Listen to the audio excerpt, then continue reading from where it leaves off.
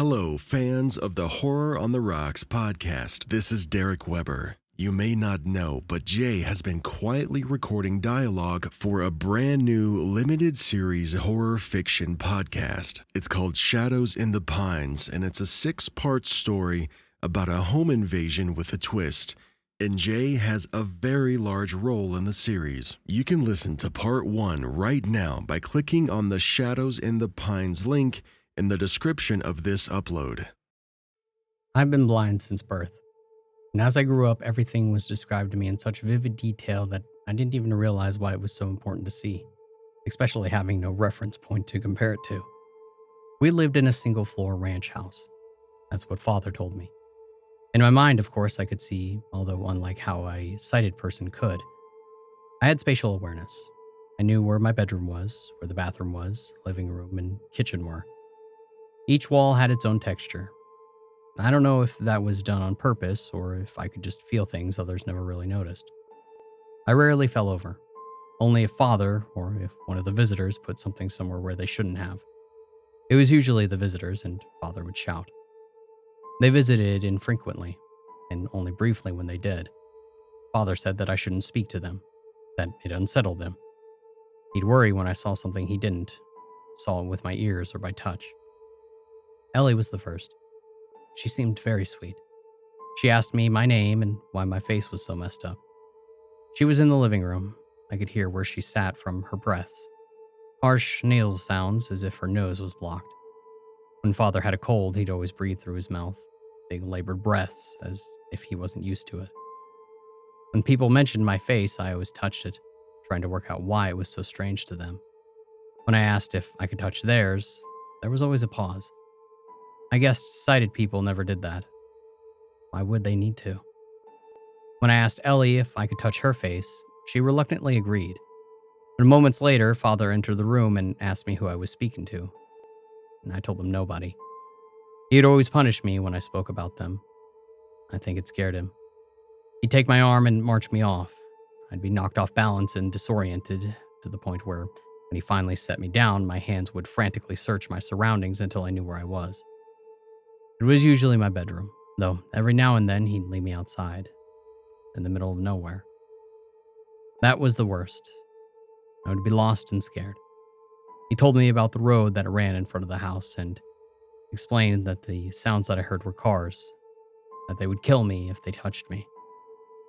Those sounds were my only means of recognizing my surroundings.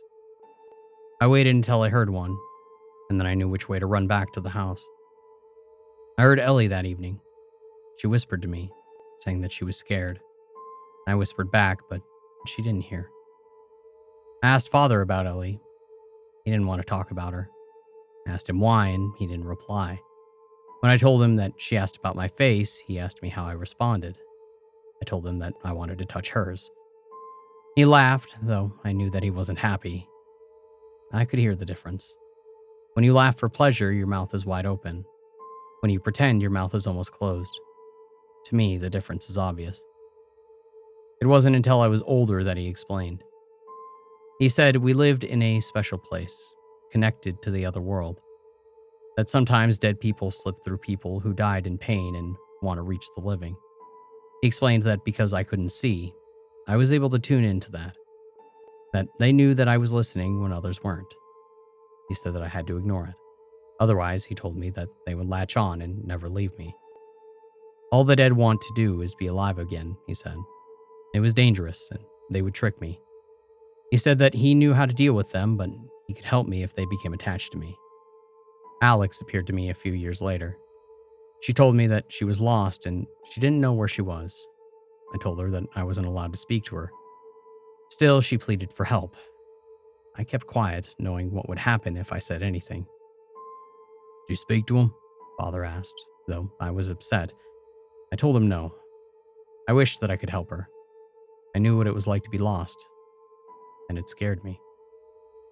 Alex didn't whisper to me at all. I ignored her, and she ignored me.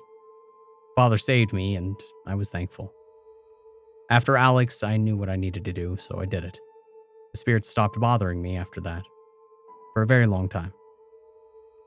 That was until Sarah approached. Sarah didn't give me a chance to be quiet. I was on my own, sitting in the living room and listening to the television. "Help," she said. "I need to find a way out."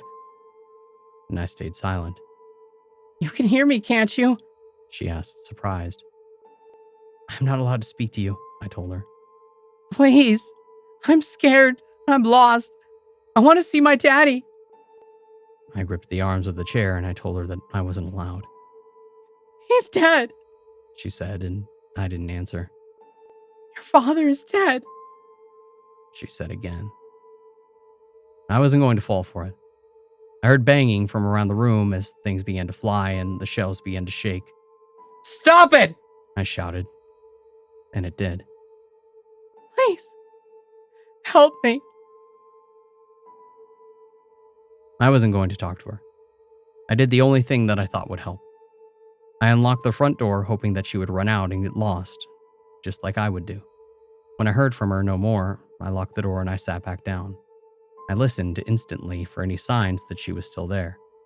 Except for the sounds of the TV, it was silent. I hated when my heart raced.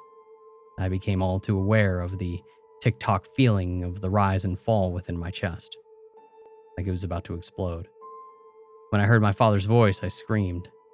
"Son," he said, "I need your help. I think I've died." I did what he told me to do. I didn't speak. If he did die, he'd never leave me. Instead, I raced out into the open air and shouted for help. I shouted until my voice was hoarse. I heard the sounds of cars racing along the road in front of my house. I shouted until I heard someone respond. It was a woman. "What's wrong?" they asked, and I told them that I think my father was dying. They asked what had happened to my face. I pleaded with them to help, and they promised that they would. So I sat down on the grass and I waited. And sometime later, the woman returned to me and asked if she could hold my hand. "I'm so sorry," she had told me. I heard the sounds of sirens and people rushing. I asked what was going on, and the woman said that she was there for me. As the noise died down, a man asked me a question. "I'm a paramedic. What happened to your face?" I told him that I was fine. He asked if I was sure, and I told him that I was. He asked if I minded him touching my face, and I said that it was okay.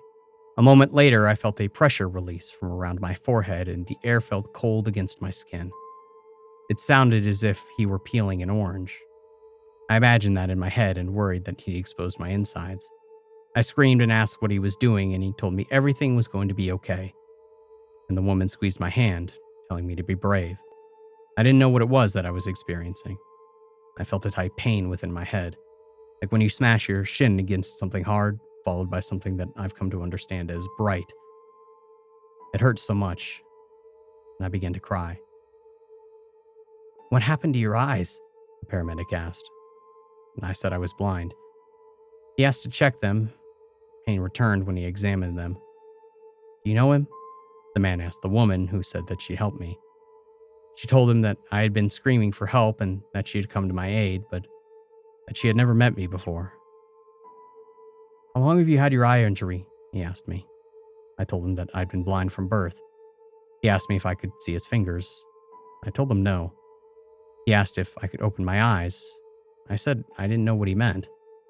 He asked if he could open them for me, and I didn't respond. Then I felt his fingers on my face, fingers covered in something rubbery. And suddenly it became bright again, and I screamed. He tried to calm me, and the woman squeezed my hand again.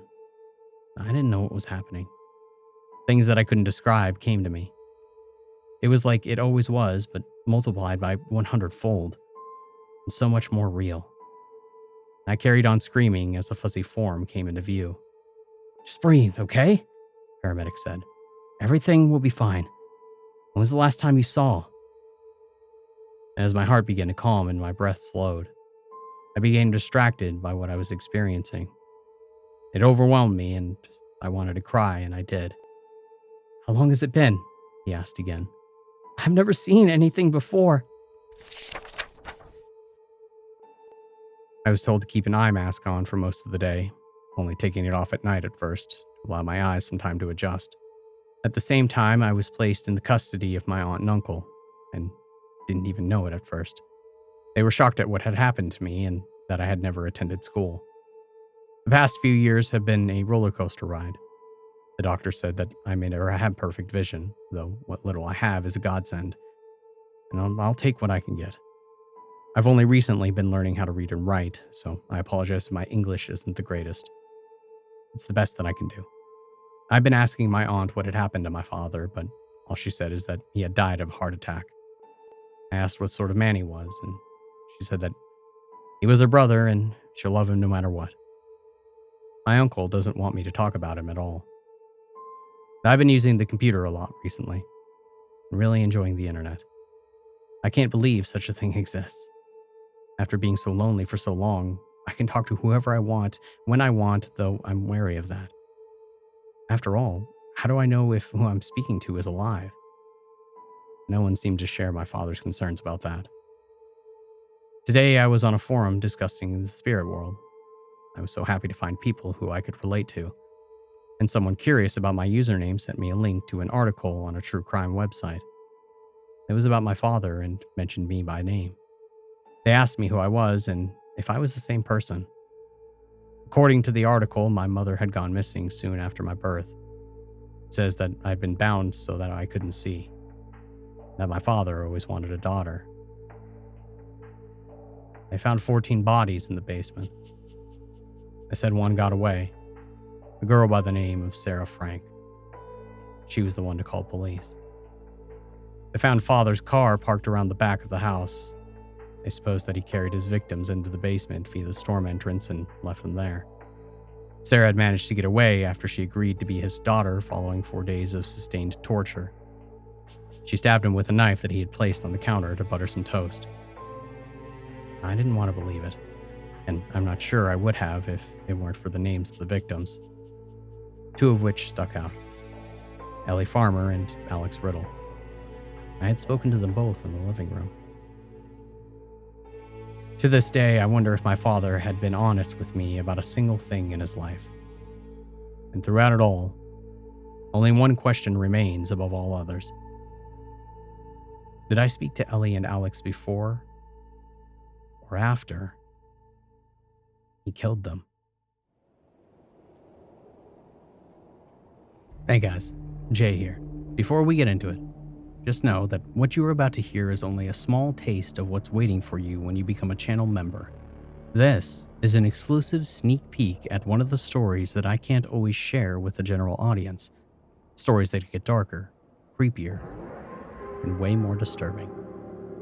So if you like what you hear and you want to hear more, the speakeasy is where it all lives. But for now, let me give you a glimpse. But just be warned, listener discretion is advised. For the last 3 decades, small groups of mycologists have been visiting a village deep in the Brazilian Amazon. It is suspected, based upon some evidence, the village is atop a colossal fungal colony, similar to the Armillaria solidipus in Malheur National Forest, Oregon, only dramatically larger. If that's the case, the fungus would be the largest living creature on Earth. The 100 or so expeditions before ours yielded inconclusive results. Genetic tests have shown that there is a type of fungus, a stringy white mushroom unique to the general area, but attempts to grow it in any environment outside of a 40-mile radius of the village have been futile. My trip down last March was with the intent of seeing if the fungus could be grown artificially under specific chemically induced conditions. A biotechnology firm had recently developed an interest in that particular mushroom, believing that it might have anti-carcinogenic properties. As a result, the 2 members of my team and I were given far better equipment to take with us than we normally had, and we were happy to oblige. Upon our arrival, the native people were as friendly and as inquisitive as always. They'd taken a liking to all the scientists who had visited them. While the lab was set up 100 yards from the nearest structure in the village, it was common for the scientists and villagers to interact when the workday was over. A few of us even figured out a few words of their local dialect, although no one was anywhere near conversational level. It didn't matter though. Food, drink, and wrestling were the common languages we spoke. And for 32 years, everything, that is, Except for our research, we'd been stuck for the better part of a decade, with no ability to grow the fungus aside from that small, incredibly isolated locale. The likelihood of fully determining its properties was low. Further, without massively invasive and destructive digging, we'd never be able to find out the true size of the fungal colony below us. Things grew complicated, though, and they changed for the worse. I'm not going to write out an explanation of what went on or why I'm the only person in our group to survive the last trip, but I will share my journal entries from that period. Now, I have to warn you, the things that I saw there were unlike anything that I could have imagined. And there are things that I hope that no one will ever see again. March 9th, 2015, 9 a.m. It's been absolutely pissing rain for 6 days now. Jared estimates that the rainfall is exceptionally high, even for the time of the year. He thinks at least 20 inches have fallen, and I believe him too. I can see why the village folk have their huts elevated off of the forest floor. Otherwise, they'd be in knee-deep water. You know, sort of like our fucking lab. Okay, it's not that bad in the lab. Maybe only ankle-deep. But I swear I'm going to knock Frank's teeth out when we get back home because it was his responsibility to make sure that this place was sealed tight before his crew left. That dickhead.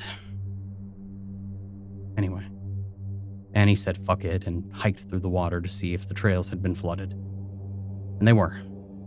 Big time. None of us are getting out of here for a while, so I hope that no one gets hurt or sick. The place where the helicopter usually lands might as well be a lake, and when it's all drained away, it'll be 4 feet of mud. The sat phones work fine, though, but when I call Rakesh, he just told us to suck it up and get some work done. The rain should be tapering off tomorrow. Well, as much as it tapers off in a rainforest, I guess.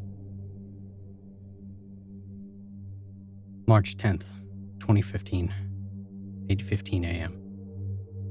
Well, the sun's out. God damn, there's a lot of water around. Thankfully, it's draining into the ground pretty quickly. I guess that's one of the benefits of being on top of maybe the largest mushroom on Earth. Mushrooms love their water. I can't even imagine how much that thing can hold. Yesterday, we laughed at Annie while she picked the leeches off of her legs after her little hike. Well, we laughed until she started throwing the nasty bastards at us. Then we just hid and giggled. Only in a rainforest are there so many leeches that you'll get them even in water that's moving. We didn't do any work today. I think tomorrow's going to be a good day, though. At the rate that the water's draining, we should be clear to start getting new samples. Whenever it rains a lot, that big fucker underground sends up thousands of mushroom caps that grow in under about 4 hours. We'll have more than enough samples to play around with. Side note, though. I think I'm getting a cold. March 11th, 2015, 12 o'clock p.m. I have a cold. You know how summer colds are the worst because the humidity makes the sinus pressure so much worse? Yeah. Well, a cold in a hot tropical rainforest is about 100 times worse. I'm sniffling and blowing snot all over the place while Jared and Annie are out in the field doing work and hanging out with the villagers. Being stuck in here gave me the time to do stupid Frank's job and make sure the place was airtight. And after that was done, I had the opportunity to play with the cool toys from the Genie Medica. That said, I don't even know what half of this shit is. We're mycologists, guys, not geneticists. Update at 3:15 p.m. Something started happening a little while ago, and it's definitely relevant to our work, so I'm going to do my best to detail everything. I called Rakesh, and he agreed that I should document it all. I was sitting at the computer and looking out the window when what looked like dark orange smoke started pouring from the ground. And I mean pouring. The visibility went to practically nothing. The tree that was about 10 feet from our lab was borderline invisible. And outside, I can hear the villagers yelling to one another. They seem pretty frightened. I'm unnerved, to say the least. Unnerved, but also excited. Is this a spore bloom? I'm assuming it might be, and even though I'm in the lab, which I know is finally sealed properly, I'm putting on my hazmat suit. I'm probably being overcautious, and I know Annie and Jared are out in the stuff without any protection. But something about the ferocity of the way it's coming to the ground worries me. Update at 3:35 p.m. Jared just came back. Well, he's still outside, but he's at least back where I can see him. He's acting like he's high out of his mind. He's walking around and laughing to himself. Like a lot. It doesn't look like he's having any problem breathing, but the amount of orange powder in the air and stuck to the surfaces of nearly everything is disconcerting. I can't imagine having that stuff in his lungs. I yelled to him about Annie and the folks in the village. He just yelled back about how awesome they were. There's no way I'm getting through to him until his buzz wears off. It doesn't appear that he wants to come into the lab, and I'm glad about that. I don't think that it'd be a smart move if the only clean area gets contaminated. Update at 7:15 p.m. Annie came back in and is in the same state as Jared.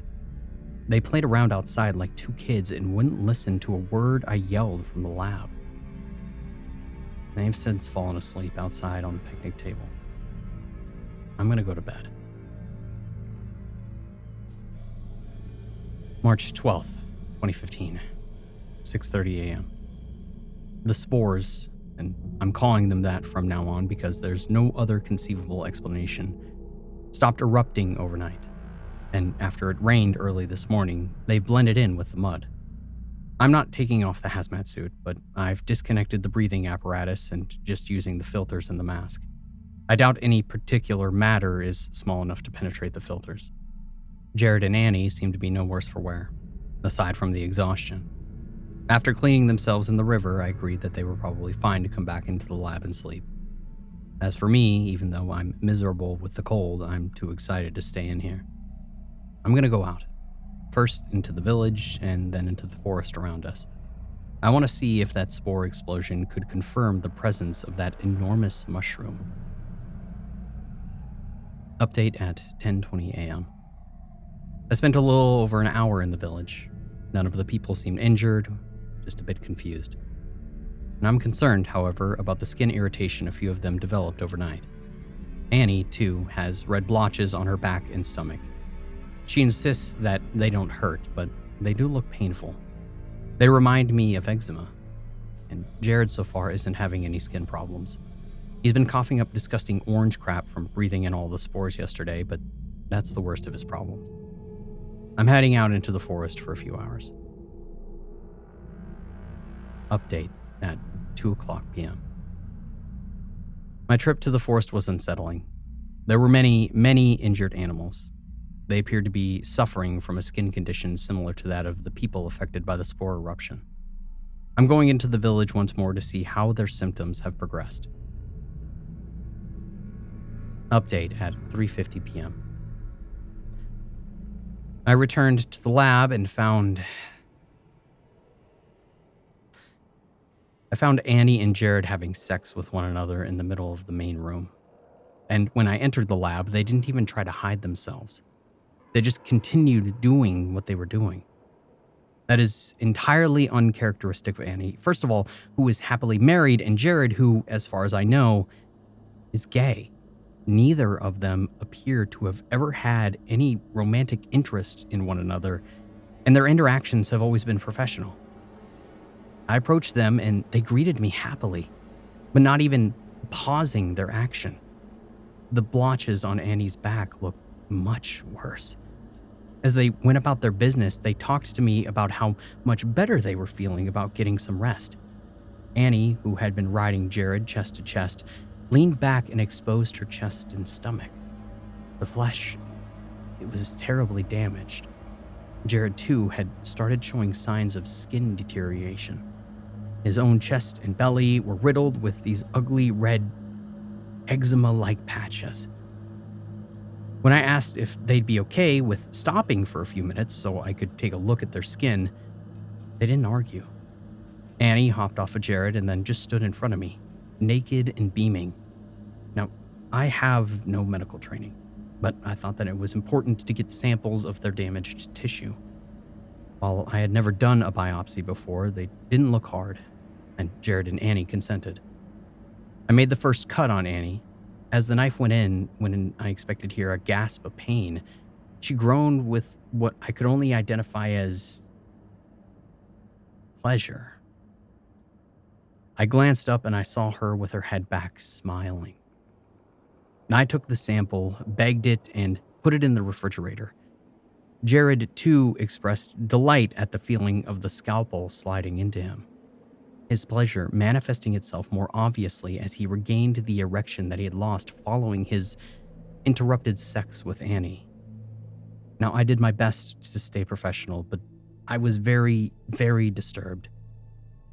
I put his sample in the fridge next to Annie's, and when I turned back around, I was horrified by what I saw. Annie and Jared were kissing again, and rather than resuming their intercourse, she had invaginated his navel with her index and middle finger. She slid them in and out of his abdomen, blood trickling through his pubic hair to the base of his erection and dripping onto the floor. And all the while, as they kissed, both their faces shone with ecstatic glee. Sick to my stomach, I backed away and I walked outside. From the village, I heard screams of rapturous joy. Many of the villagers had congregated in the center of the main huts, and they were all nude and writhing around with one another. Men, women, and children, and bright blood glinting off of their skin. March 12th, 2015, 5:15 p.m. As much as I thought I had to, I wasn't ready to go into the village yet. There were things that I needed to do back in the lab. Annie and Jared obviously aren't healthy, and I'm worried about how safe they are around one another. I remember Gene Medica had supplied us with 3 bottles of Lafroig 30 to use in celebration if we had any breakthroughs. So I did what any self-respecting scientist would do. Got my fellow researchers blacked out drunk and locked them in their respective rooms with a fresh bottle to call their own. Then I called Rakesh. He seemed more freaked out than I was. He had known Jared for 20 years. Apparently, he's in a 25-year monogamous relationship with his partner and, to directly quote Rakesh, gayer than gay. Rakesh agreed with me that stranger things have happened than 2 people pairing off when stuck in a bad situation, but with everything else going on, the spore eruption, the skin lesions, the pain-pleasure rewiring, and whatever the hell was happening to the villagers, it was impossible to say that it was just a situational fling. He commended me for figuring out how to keep Jared and Annie safe. Then he told me to get my ass into the village and take notes. I have a sinking feeling it's going to be really, really ugly. Update, 8 o'clock p.m. It's hard to form a coherent narrative when you've been traumatized. And at the same time, it's easy to recall the details of that which traumatized you. The first thing I noticed upon leaving the lab and starting the 100 or so yard walk into the village were the bird feathers. They were raining from the trees and dancing in the weak wind. I couldn't make out much through the thick canopy, but I could see one bird very clearly. It was perched on a branch nearest the trunk and vigorously rubbing its body against the bark. Once one side was denuded of feathers, it started on the other until the same result was achieved. And then it leapt from the branch and flew in a bizarre, moth-like trajectory that didn't seem to be going anywhere in particular. It went out of sight before I could learn what happened to it. The dog ran out from the general direction of the village and stopped in front of me. Its fur was mangy and the visible flesh was punctured or rotted away. Its tail wagged furiously and its ears were up, making it look incredibly happy despite the horrible condition of its skin. I reached out to pet its head and it obliged, pushing its snout and head against my palm, very hard, almost as if it had never felt the touch of a person before. It ground its skull against my hand and I felt something slide. I recoiled and I pulled back because the skin had stuck to my gloved hand as I pulled, tearing the fur and the flesh from its head. The dog, with blood trickling down its face and its tail still wagging, stared at me and began to eat its scalp off of my glove. I didn't shoo it away. I didn't know what to do at all, aside from let it finish. And it didn't take long. I continued my walk to the circle of the huts. With each step, the details of the natives, who still swarmed in the center of the village, became apparent. I can only describe their activity as a blood-soaked orgy. Every conceivable sexual pairing was demonstrated, all the way up to groups as large as 6. And most sickening to me, aside from the atrocious and seemingly indiscriminate disparities in the ages of the participants, were the injuries. Every person had a terrible damage to their skin. It appeared to be the same as what Annie and Jared had been dealing with, but most of the villagers were much worse off, likely due to their constant and frenetic activity with one another. And they paid me no attention as I walked through their midst. Every so often, I'd come across a corpse. Each had profoundly disfigured damage to them. While I know some of it was the result of the fungal spore's effect, a good portion was clearly from the action of another person. This was verified when I saw a young man in the crowd, a rictus of pleasure etched across his face, having his entire back flayed open by his partner. The man gasped with clear delight, his nudity making obvious the arousal he felt despite the terrible injury. His partner pressed his face into the wound and planted tender kisses on the exposed ribs. There were more acts like that, but they've all blurred together. I am exhausted and overwhelmed. I called Rakesh once I got back, and while he expressed sympathy for what I saw, he insisted on the importance of documenting the behavior and progress of those affected by the spore cloud. I promised him that I would do a better job tomorrow if I was able to get any sleep tonight. I checked on Annie and Jared. Both were snoring. Their skin looked worse, though. I'm not sure what to do. Rakesh assured me that by tomorrow evening he will be able to get a helicopter to us. When I asked about where it'd land, he told me not to worry about it. So I'll do my best. I'm gonna go get drunk and try to fall asleep. March 13th, 2015, 6:15 a.m. Before I went to sleep last night, I bound Jared and Annie to their beds. It was something Rakesh suggested, and I eventually decided that it would be for the best. I could deal with them being pissed at me as long as they didn't hurt themselves while waiting for the helicopter. Apparently, ours would be the first of few. There's a medical helicopter scheduled to come in minutes after we're taken out. While I'm really happy that the villagers will get medical attention, it absolutely sucks so many of them will be either dead or terribly disfigured. If we had been able to figure out the workings of that massive underground fungus, we might have been able to prevent this from happening. I'm heading down to the village again. I'm bringing my voice recorder so that way I can document enough detail to make Rakesh happy. I'm not going to transcribe it all, but I'll put what I feel are the most important parts in this journal. Update at 12 o'clock p.m. What I saw yesterday was paradise when compared to the devastation and depravity that I was forced to observe today. Rakesh, I wish you hadn't asked me to do this. I understand why you need me to, but as a result, I am not the same person I was a few days ago. There's just nothing that I can express other than sadness and terror. Well, maybe one thing. There's a tiny bit of solace in the fact that those affected by the spores don't appear to be in pain. But on the other side of that is how they gleefully destroy their fellow villagers. People who were entirely innocent. People who, even as I write this, continue to scream with impossible ecstasy as they're torn apart. So Rakesh, you asked for details. So here. Choke on them.